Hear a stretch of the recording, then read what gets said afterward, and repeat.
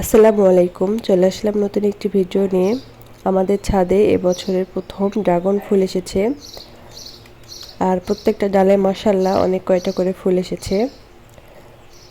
বৃষ্টি শুরু হলেই ড্রাগন ফুল আসা শুরু হয়।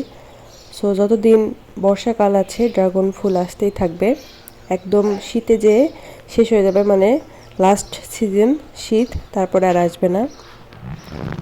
তো কিছু কিছু ফুল আগে এসেছে, সেগুলো বড় হয়ে গিয়েছে, আবার ড্রাগনও হয়ে গিয়েছে, যা আপনারা দেখতে পাচ্ছেন। কয়েকটা আগে হয়েছিল, সেগুলোতে ড্রাগন হয়ে গিয়েছে, এগুলো পাকেনি। এগুলো হলুদ ড্রাগন, এটাতে আসছে, এটাতে লাল, প্রায় সব গাছে আছে দুইটা চারটা করে। দেখুন এই ডালটাতে কতগুলো এসেছে, হয়তো দু একটা নষ্ট হয়ে যাবে, বাকিগুলো থাকবে। মাশাআল্লাহ, 5টা জাত আছে, 5টা জাতের মধ্যেই সবকটাতে এসেছে।